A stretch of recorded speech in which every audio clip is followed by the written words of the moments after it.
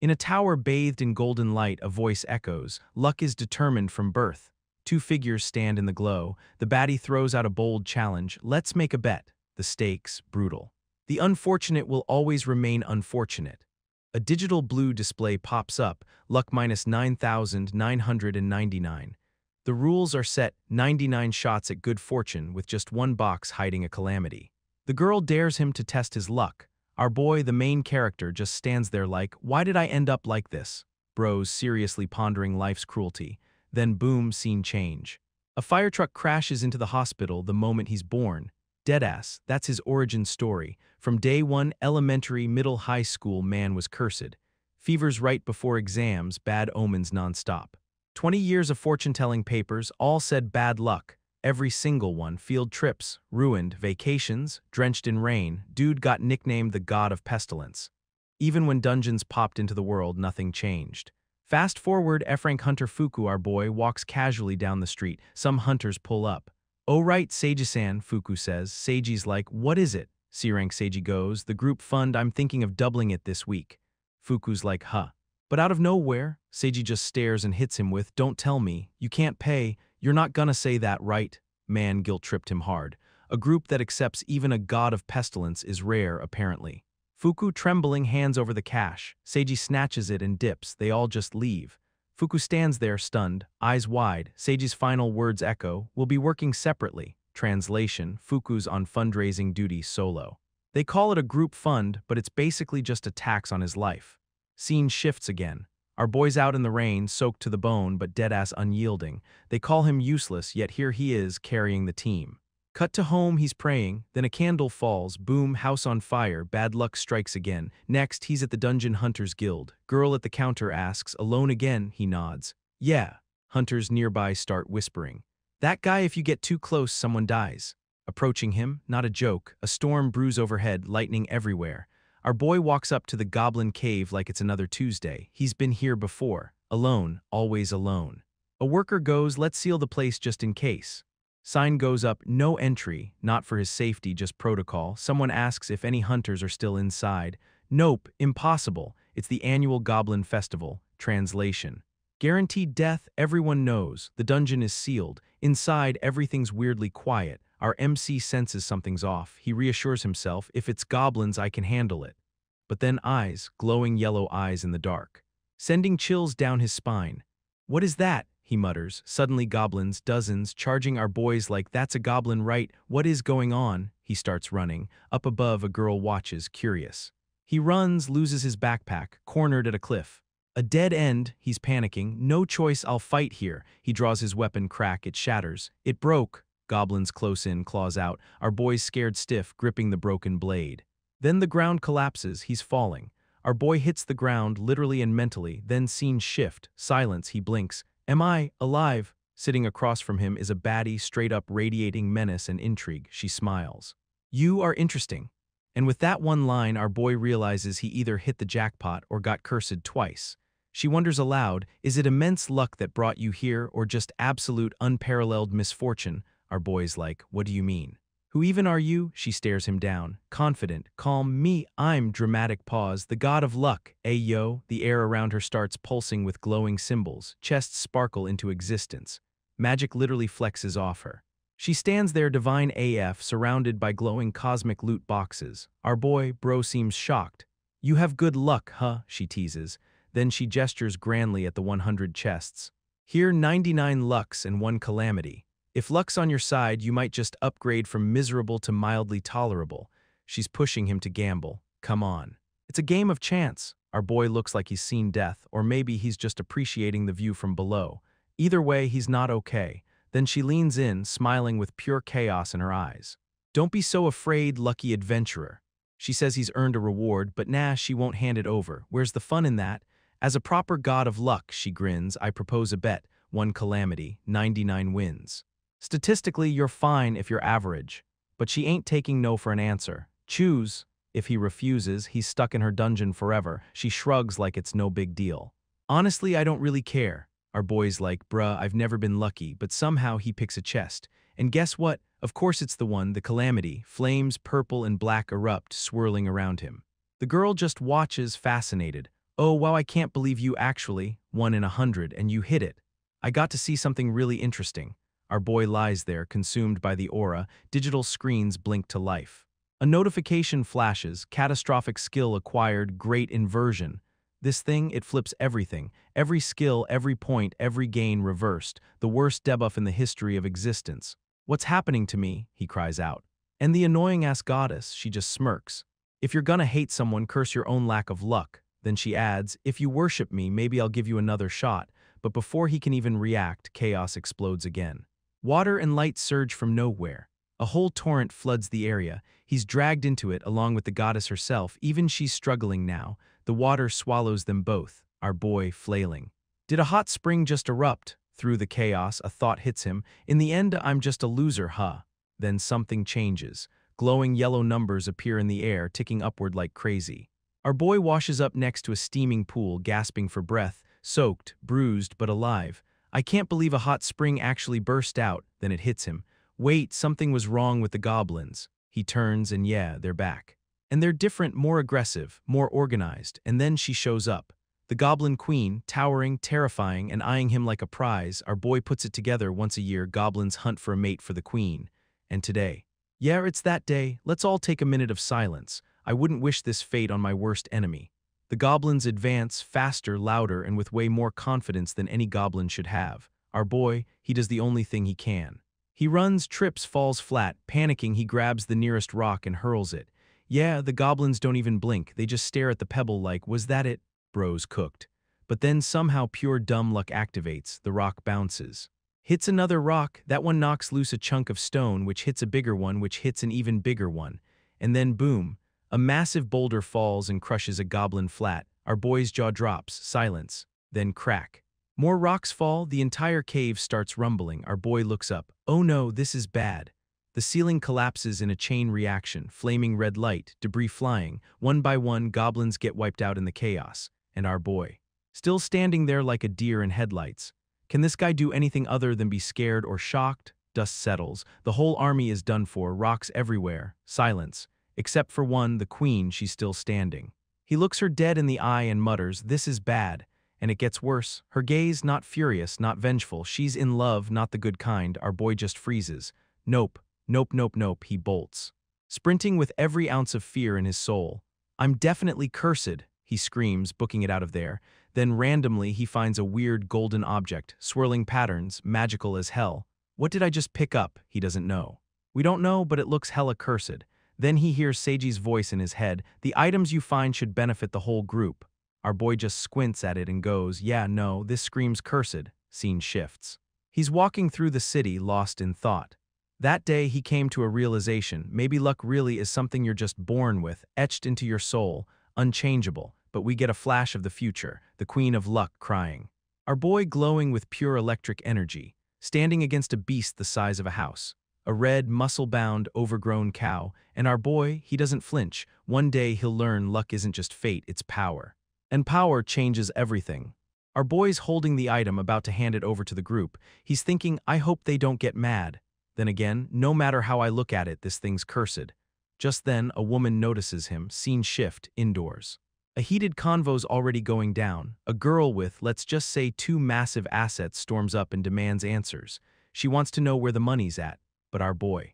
All he got from the Goblin Queen was a so-called worthless trinket. The group's not happy. Stop messing around, they bark. Seiji's fiddling with the item, trying to play peacemaker. Now, don't get mad, guys. He tries to downplay it. Says it's worthless, yeah, but like maybe still useful. Let's not waste it. Fukutaro looks worried. Are you sure about this? Everyone sighs. Fine, whatever. They'll let it slide. Seiji, with that smug energy, stretches his hand out. All right, hand it over. But then she interrupts, the same woman from earlier. Hold up, she says. You just said analyze, didn't you? And that it has no value, she steps forward. Sorry I didn't introduce myself earlier. I'm Ice AI. The energy shifts. She's got that certified Betty vibe and authority to match, turns out. She's a legit A-class analyst, state certified and everything. Seiji freezes.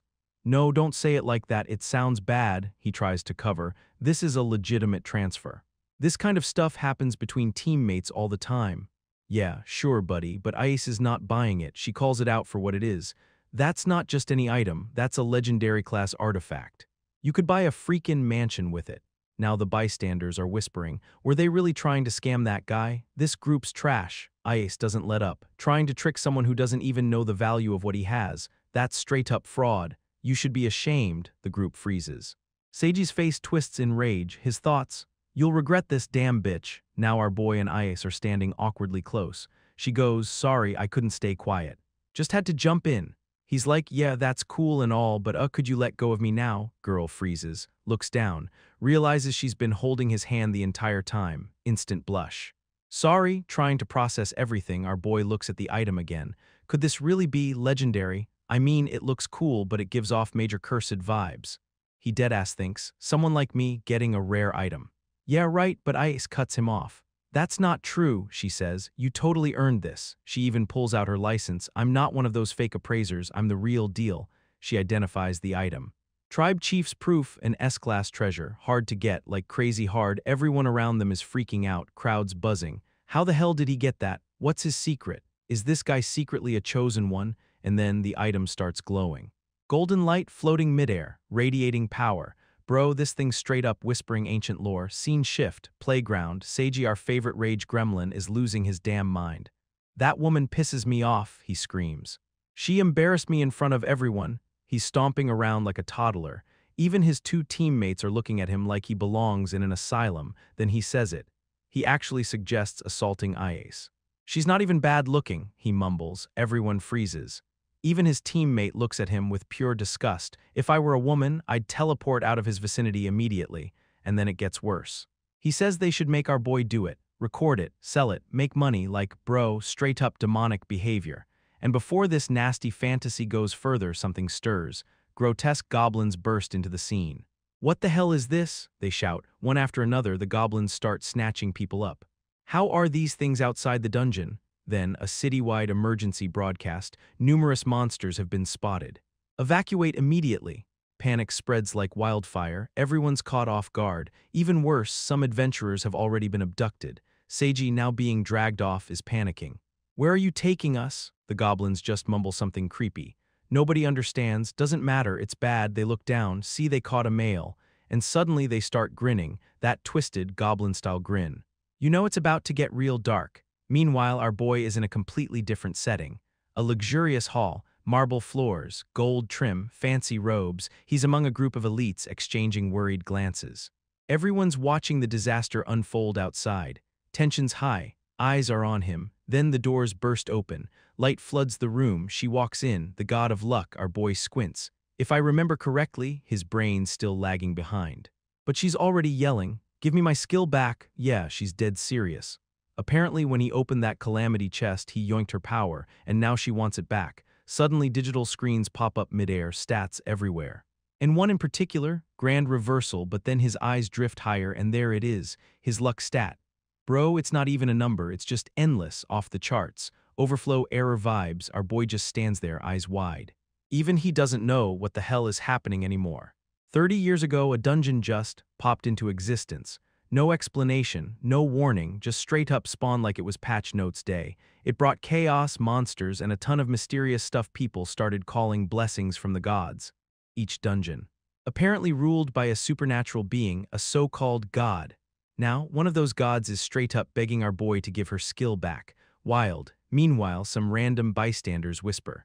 Doesn't she have like horns? Is she cosplaying or what? While everyone's still trying to process, Ice steps in. She looks the so-called goddess dead in the eye and goes, this isn't a place for a child to be alone.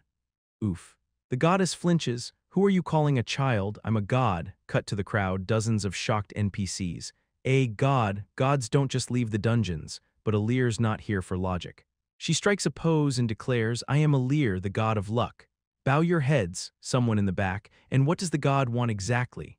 Alir takes a dramatic breath and says, with all the emotional acting of a high school drama club, this man took something very precious from me. Yeah, everyone immediately thinks she means that. You know what I mean. Poor Fukutaro, our boy, starts panicking. Face twisted in denial, he's like, what? I didn't take anything. If anything, y'all forced it on me. Internally, he starts sweating bullets. Wait, does she mean that cursed skill? Disaster, the grand reversal one. Then scene jump. The goddess confirms it, and she's not playing anymore. Give it to me already? Ice looks shook. Our boy's like, even if I wanted to, how? But Alir doesn't care. She's done explaining. She says 2 words, divine gamble. The moment she says it, the air itself starts glowing. Everyone's just staring, eyes wide, jaws dropped. You could feel the intensity through the screen. So what's this divine gamble thing? Well, it lets her turn anything into a bet. Stats, skills, money, looks, you name it, it's fair game. Hell, she can even gamble someone's life. And now she wants her grand reversal back. Voice booming, eyes blazing, she demands it. Our boy? Yeah, he's forced to take part. Fast forward 2 hours. The goddess is now laying on the ground under the sun, completely naked. Our boy and Ice standing nearby, both looking mad uncomfortable. And listen, don't ask what happened. Because I don't think they just gambled. Turns out, the goddess lost 100 times in a row. She's curled up in defeat. And honestly, I don't even know if this part's gonna make it past YouTube's content filter. Trying to salvage the moment, our boy goes, at least let me give you back the dungeon management rights. It'd be an honor, but she just screeches, shut up, one more bet. Sis has nothing left. But she's running on pure pride. 100 Ls, no problem, just win the 100 first, easy. She lunges at him. Ice is watching all this like, how is this even happening? Isn't it just a dice game? And why the hell is the god of luck losing every time? Goddess takes another L. Ice can't take it anymore. She turns to our boy, can I see your stats for a second? He shrugs. Sure, I guess. She reaches out, the air goes still. Then, what is this? Ice's face goes pale, she's stunned. His luck stat is absolutely cracked, like the kind of number you'd think is a dev console glitch. Our boy stammers, what's so weird about it? He feels a little guilty. Sorry I was born, Ice's jaw drops. This is way too high, I've never seen anything like this. But our boy just stands there, still in disbelief, because his whole life he's been unlucky, cut to a flashback. People whispering about how he survived a disaster when no one else did. Him, alone in the ruins, thinking, good thing it wasn't my house. At one point, he even called himself a misfortune god, believing he only brought bad luck to others. His own party once said he knows he's being used, but he's too scared to lose the only place where he belongs. Our boy had to just sit there and hear all of that. Then, he walks into the room like nothing happened. Hey, welcome back, Fukutaro-kun. They immediately ask how his luck was today. Yikes, back in the present, our boy thinks this has to be a mistake. He reflects, I average 9 accidents a year. Bruh, but now. Now the impossible's happening. Grand reversal might have flipped his entire existence. Misfortune turned into a completely busted ability. The stats were so low, they looped around and became divine. Even after all that, our boy still can't process it. So yeah, turns out grand reversal flips more than stats. It literally turns misfortune into straight-up divine favor. Everything that should have gone wrong becomes a chaotic W our boy's still processing. Meanwhile, the goddess, still salty from 100 Ls in a row, just goes, can I at least get my clothes back? She gets dressed, sulking, then points out the obvious.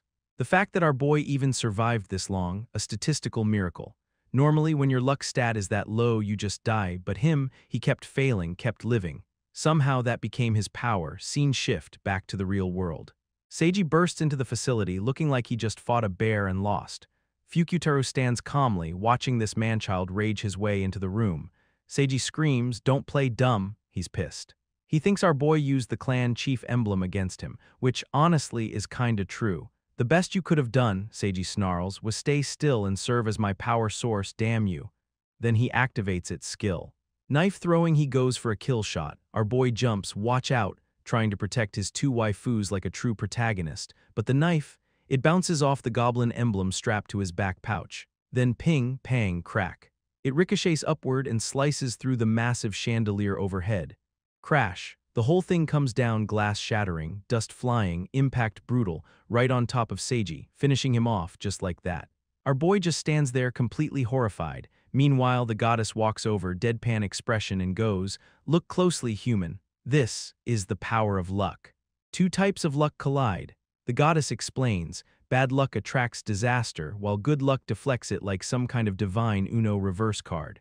So when Seiji launched his rage-fueled knife toss earlier, it was doomed from the start. Malice can't beat overwhelming luck. That thing ricocheted like a boomerang straight back to sender. Scene shift. Our boy? Yeah, he's not listening to any of that. Bro's currently stuck inside a ball of feathers. Why? No clue. Ice is trying to make sense of it. They were all blue birds, right? The goddess just brushes it off. Anyway, now you're a totally deranged luck monster. Apparently, if he digs into the ground, it'll be oil or gold. Luck has entered God mode, then she softens a bit. Well, however it happened, that skill's yours now, she says. You better take good care of it. Our boy, in shock, I still can't fully believe it, but thank you, really, honestly. Bro deserves it after the hell he's been through, the goddess flusters. Well, well, well, consider it a blessing from the god of luck and treasure it, okay? Suddenly, Ice gets a call. She mutters, Alir-sama. She's literally standing right in front of me, but while our boy and the goddess are still in celebration mode, Ice grabs her from behind like, yeah, nah, congrats, but we've got a problem. She holds up the message. Regarding your gambling habits, multiple complaints have been filed. The goddess blinks. I don't know what you're talking about. Ice isn't buying it for a second. Don't play dumb. Turns out, Alir's been recruiting people into her little faith cult by slapping them with a cursed skill and saying, if you don't join, I won't give your blessing back. Straight up religious extortion. Ice loses it. What kind of nerve does it take to recruit followers like that with cursed magic? Alir tries to explain. Well, I didn't force them, I just gave them a choice. Join or suffer. Girl, that's not a choice, that's a threat. Then we find out being a god, it's basically a popularity contest. A god's rank depends on how many followers they've got. And Alir, she's currently ranked 71st out of 72. Ice asks, so what happens if you lose your divinity? The goddess just looks down and whispers, I can't say it out loud, oh. Suddenly the mood shifts. Ice and our boy feel bad. They realize she's kinda pathetic. So in true soft protag fashion, they decide, let's help her climb the divine rankings. So they agree to help Alir-sama rise in divine rankings. The plan, raise her prestige with pure strength. Next stop, the Great Iron Labyrinth. This ain't no goblin cave, we're talking an A-rank dungeon. Unbeaten for 3 years, internationally feared, survival rate 30%, entry requirement. C-rank minimum, our boy? Yeah, he's F-rank, literal dungeon fodder, but Ice reassures him. She's got a B-rank license, so it's fine. Still, as they approach, Fukutaro flashes back to all the times he's been exploited. Used. Looked down on for being the unlucky one. Then, Fukutaro-san, what are you doing just standing there like an idiot? Come on. Voices from the girls cut through his emo moment. He snaps out of it. Yes, ma'am, obedient boy mode activated. Meanwhile, suspicious people are watching from the shadows. Plots brewing, they step into the labyrinth. Ice comments there are all kinds of dungeons. But the fact no one's cleared this one. Yeah, she's not feeling good about that. Then Alir speaks up. What do you think a dungeon is anyway? She explains. Dungeons are trials from the gods, tests of faith. Blessings wrapped in death traps for the faithless heretics. Casual. Ice, serious now, warns them, we're in uncharted territory, traps are guaranteed. Then she points at Fukutaro. Your luck might literally be our only hope. And immediately Alir-sama, the god of dumbasses, opens a treasure chest. It's a mimic, of course. Ice yells, if a mimic eats you, it digests you to the bone. Then she gets caught too. Bro, these panels are wild. Let's just say the mimic's got hands, and it does not respect personal space. Both of them are screaming, save us, Fukutaro. Cue our boy, heroic, determined, pulls out his massive sword, relax. He charges in like a knight trips flails and somehow still manages to save the day. Absolute Chad behavior. After the chaos settles, he kneels beside them, voice gentle. Are you both okay? They're lying there exhausted. The author definitely got carried away with that scene. They're all lying there, barely recovered from the hentai mimic situation. Then our boy notices something sticking out of its creepy mimic mouth, a key. Before they can even react, boom. The stalkers from earlier pop out. Creeps be like, in the end it was worth following them. They grab Ice, hold a blade to her and demand, hand over what you've got. The pressure hits. Fukutaro clenches his fists and suddenly crackling electric blue energy erupts from his hand. His eyes widen. Could this be the power of luck? The glow reflects off his irises. It's cinematic. He thinks of using it to rescue Ice, but then freezes. Because what if he misfires? What if she gets caught in it? He hesitates, just for a second, and that's when the floor gives out. The ground splits, the entire area crumbles, they all start falling. Fukutaro grabs Ice midair, holding her tightly, while the demon goddess clings to his legs. Gravity is unforgiving. Fukutaro, you're falling. You're falling, the goddess screams, then slips. And together, they all plummet into the abyss, a pit of darkness, no light, no end in sight. Next thing we know, the gang wakes up from the fall. Couple of scratches here and there, but somehow they all survived. Well, except for our boy, who's knocked out cold between thunder thighs, his luck really kicking in. Or maybe not, considering he's also got a big fat fist imprint across his face. The goddess, completely unfazed, All right, let's assess the situation. Anyone need medical attention? They look around. They're deep in the dungeon. Walls all ancient and cursed looking, and just to make things worse, there's no way we can climb back up. The other people who fell with them, still unconscious. Our boy looks at the strange key in his hand. He's thinking, was this really worth risking our lives for? Ai seems to echo the thought. Like, this better not be a rusty bottle opener, but hey, no time to doubt. The goddess yells. Let's head straight for the treasure, let's go. She immediately steps on a trap, of course our boy sighs. I have a really bad feeling, cue ominous buzzing. Thousands of bloodthirsty bugs start pouring out from the shadows. The goddess panics and leaps straight into their arms. And the whole squad, they dip. Now they're crawling through a flickering corridor, torches barely holding the darkness back. Last time they barely made it. Now they're relying entirely on one thing, Fukuteru's luck, and then he asks her. A rare chance to ask a literal god, why are dungeons even this dangerous? Alir freezes for a second, caught off guard. She actually looks touched. Then gives him the lore drop. It's all about trials and blessings, she explains. Flashes of the ancient world flicker in, gods challenging humans, trials that, if conquered, earned divine rewards back then. Humans and gods lived in sync, bound by fear, respect, and a little mutual trauma. It was a sacred balance, but that connection, lost. So dungeons were born to make humanity remember what it forgot, faith. Alir isn't crying about it or anything, she just didn't want to be forgotten. So they push on, still set on finding treasure. But the deeper they go, the weirder it gets. A single rock falls from above, Ice jumps behind our boy like nope, then tries to play it off like it's just rubble, there can't be ghosts. Alir-sama, trying to stay composed, yeah, this is a sacred dungeon. There can't be ghosts. A second later, hey, save me. The voice echoes from deep within the corridor. Alir instantly grabs Fukuteru and nearly chokes him out. Ice is the only one holding it together. Wait, you too. That's a human voice. They follow it and find a massive cell suspended from the ceiling. Inside, people, actual adventurers, locked up. Our group is like, why is there even a jail cell in a dungeon? From inside the cell, a ragged dude explains, the god of this dungeon locked us up. Apparently one of their comrades escaped to search for a key. Then our boy connects the dots. The stalkers from earlier weren't bad guys. They were trying to rescue their team. Just as they're about to unlock the cell, a new voice cuts in. That would be a problem. A figure steps out, regal, sinister. Smug Via, great god administrator of the Iron Labyrinth, god of the path, rank 45, Alir recognizes her and immediately calls her out. Why are you imprisoning humans? This isn't a trial, it's just wrong, Via just scoffs. Trials are a joke, a hassle, we don't need trials, just faith. She raises her hand, chains shoot out, revealing dozens more prisoners she's collected. Via explains her brilliant little scheme, I don't catch everyone, I let a few escape. They go back and spread rumors, lure in more prey. Cold, efficient, cruel, then she smirks, you can copy me if you want. Alir snaps back. This is supposed to be a dungeon, faith should be nurtured, not exploited. Okay, maybe she's not just the annoying-ass goddess anymore, but Via doesn't flinch. You're naive, Alir. I use them. I use those humans, and they should be grateful. She even name-drops the god of probability, saying they dropped in rank from being too soft. Then she turns to Alir. You can't even generate proper faith with your outdated ideals. Our boy hears all this, and it hits a nerve. He remembers how he was used, how his old group treated him like a tool, not a teammate. He steps forward. I don't know much about faith, and maybe Alir-sama isn't perfect, but don't you dare mess with my goddess. Bro stood up.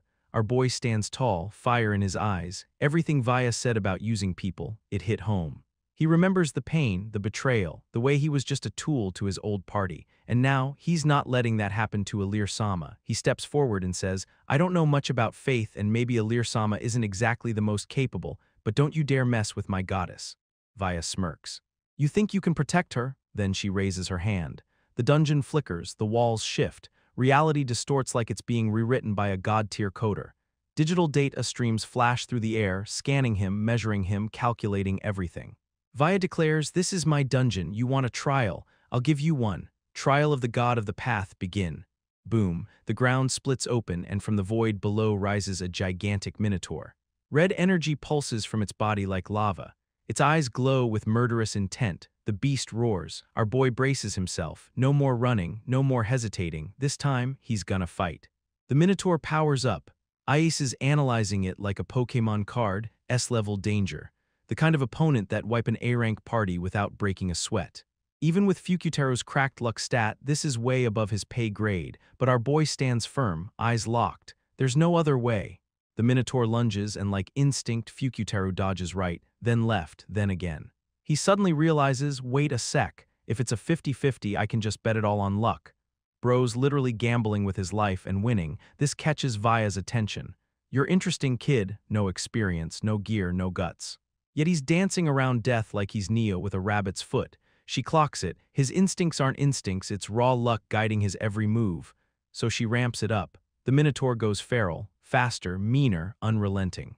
And just as the axe is about to split him, Ice leaps in, throwing up a defensive shield. It blocks the blow, but not enough. Her arm gets slashed. Fukutaru, panicked, apologizes. I'm not strong enough. Then Alir-sama drops the divine lore. Vaya's powers are cheat-coded. As the god of the path, every strike she commands is destined to hit. No dodging, no miracles, it will land. Ice tells our boy. You need to retreat, we can't win this. But our boy, he's done running, face firm, voice calm. It's okay, I already called reinforcements. Bro walks toward the enemy with pure anime confidence. 2 shield goblins pop in, summoned by the tribal chief's emblem. They tank the Minotaur's twin blazing axe strike like champs. Then assassin goblins drop from the ceiling, flanking Vaya. It's chaos. But the Minotaur tears through them like wet tissue. Vaya, completely unfazed, even compliments the tactic, numerical superiority, not bad.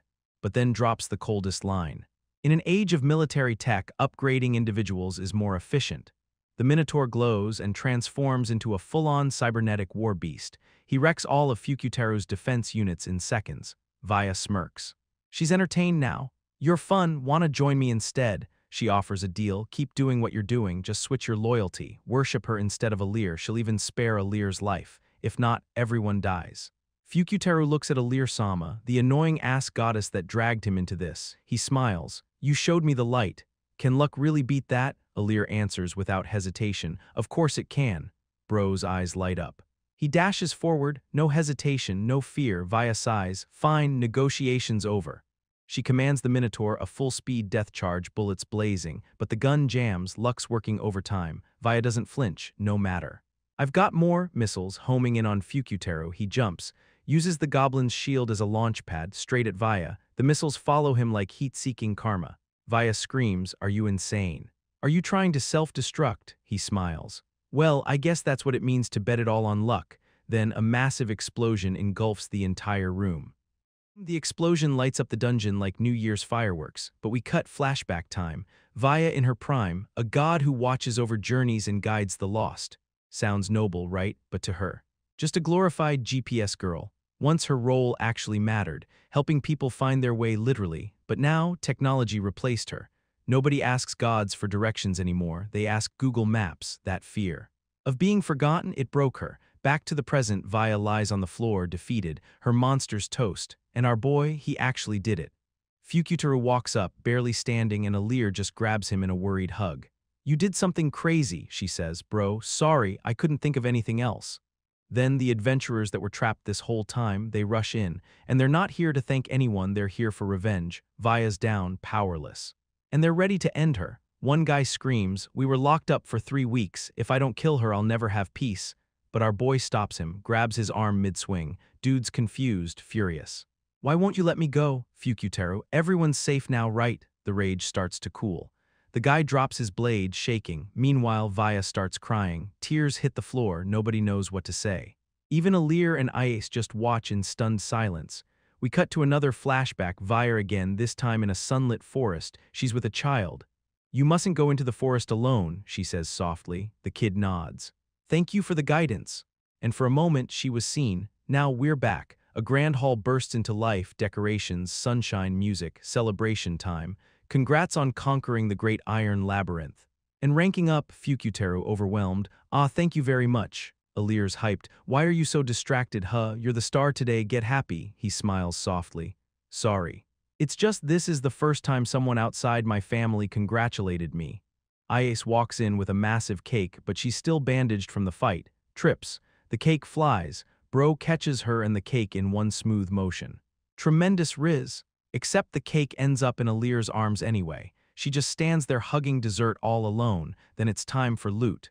Fukyutaro looks at his reward, the guiding sword Ariadne, literal legendary blade. Alir says, nice reward, sure, but I'm just glad we didn't end up as Vaya's disciples. Fair. Suddenly, an old dude appears, energetic AF. I'm Director Tamanaga, head of the guild. Everyone immediately bows. Good job, Director Tamanaga, he's vibing. Energy is everything in adventure. You're amazing, Fukyutaro-kun. Fukyutaro's stunned. Wait, why are you even here? Old man laughs. To give you this, he hands Fukyutaro a glowing new guild card. For a second, our boy's in awe. Then the word Kamisaki flashes across the old man's glasses.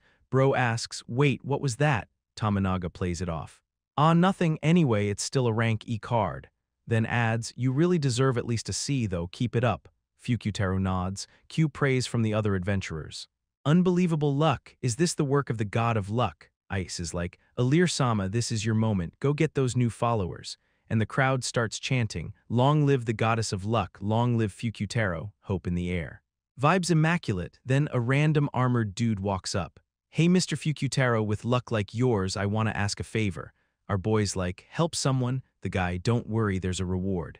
And if your name spreads, your goddess gets more clout too. Our boy shrugs. All right, let's go.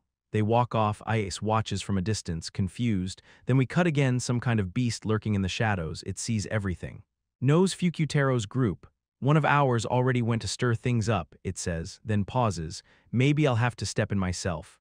Back at the party, Alir's getting praised like crazy. She's basking in it. Everyone appreciates me so much, she thinks, equal parts grateful and confused. Then her mind drifts to him.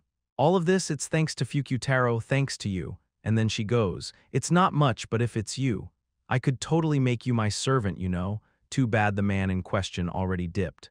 Outside, Fukyutaro's off doing side quests. He just helped some old lady find something her family's been searching for 200 years in 5 minutes. The armored dude he's with. Accepting a reward like it's standard protocol. Accepting things like this is just good manners, he says, deadass. Meanwhile, our boy's being exploited again, too nice to even realize it. They hand him a reward slice, but he tries to reject it. I can't accept this much, big guy laughs it off. Sir, didn't I tell you we'd give you a reward? Then hits him with, when you do good and get thanked, that's just how it goes. Their guild name, Believers of Mercator, the god of money. Yup, checks out. Fukyutaro still hesitates, but they tell him they're looking forward to working again tomorrow. Meanwhile, Ae-san and Alir-sama are hiding in the bushes like jealous exes. Alir's salty, like I care about that guy, but yeah, they care. Everywhere our boy goes, he's leaving behind miracles. Contracts closed, stock prices soaring, viral clout exploding. All thanks to Fuku-chan, they say. They're printing so much cash they don't even know how to spend it anymore. Golden-armored bros treating him like their lucky charm. Alir-sama watching from the shadows, losing her mind. This dude is my servant. Then comes the next quest. A little girl shows up, crying her pet's been missing for 3 days. The big guy listens, looks sympathetic. Oh no, poor thing, then follows up with, so how much can you pay? Bruh, she freezes. I don't have any money, our boy's like, we don't need payment. If someone's in trouble, we help. But his squad, nah, the mister's luck is a valuable asset, not something we give out for free. They literally throw the girl to the ground. Don't be spoiled, they say. This is a job, no money. Go home, Fukyutaro knows this ain't right, but man's either still concussed from that boss explosion or just spineless. Ice is done watching. She steps out and slaps the guy to the moon. Dude crashes to the ground and Fukyutaro just flinches like a squirrel. Ice snaps, making money is fine, but putting a price on kindness, you should be ashamed. The armored dude's furious. You dare oppose the followers of the god of money? Fukyutaro finally finds a brain cell, returns the cash, tells them he's out. I don't want to sell even my heart, bars, then turns to Ice. Sorry for worrying you. Ice blushing but soon DeRay as always. I wasn't worried, it's just even if you get lucky, you don't change. Bro is flustered. Man's running on compliments and prayer right now. The gold goons. They're pissed, you embarrassed us. And then Mercator-sama appears, the god of money himself. He's a giant cat dripped out in gold, radiant as hell. The goons cry out, Mercator-sama. Teach them a lesson, but plot twist, Mercator teaches his own men a lesson instead.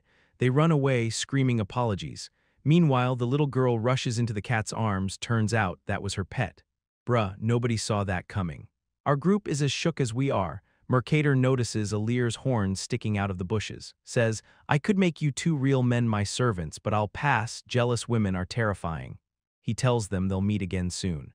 Our boy and Ice just look confused. Then Mercator drops the final bomb. What, you didn't know? There is an emergency summon directly from Tamanaga. We open in a dimly lit chamber. Old man Tamanaga stands before a mixed squad of adventurers, including our boy's team and the god of money cult. He claps his hands. Good job, everyone. Then, I didn't gather you for nothing. He taps a screen, a hologram of the concrete jungle dungeon appears. 34 square kilometers, growing nonstop. If we don't stop it, it'll swallow Japan in 3 months. Everyone's like, bro, what? Then two massive assets enter the chat.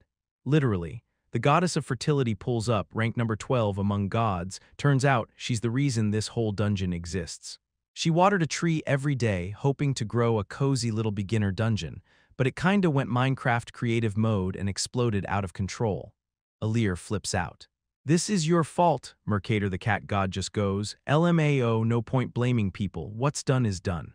Fair. Ice takes the lead. The plan is to hit the dungeon from 10 angles at once to split the threat. Alir-sama ain't feelin' it though, but thanks to that bet she lost to Fukutaro, she's contractually obligated to stay by his side. She grumbles but sticks with him. Mercator wishes them luck. Also, Loki wonders why gods are always the ones causing all the damn problems. Scene shift inside the jungle dungeon. Fukutaro's using his new blade, the guiding sword, to find the path. So far, no enemies, nada. And then bam, tree spirit jump scare. First Alir gets grabbed, then Ice. Our boy's like, nah, must be imagination. Proceeds to get grabbed too. Ice tries to help Alir but shocks the hell out of her instead. Literally fries her like a toaster waffle, but that stuns the tree, so good job, they escape. Our boy steps up. Leave it to me. Yeets his sword straight into the tree's weak point, dead center. Critical hit. Tree deleted. Everyone's shook. Alir's salty that he used Vaya's sword on a literal shrub. Ice picks up the drop loot, a glowing item called Power Nut, plus 1 strength when eaten. Problem, our boy can't eat it. His grand reversal skill would turn it into a debuff instead, so Ice's gotta eat the nut.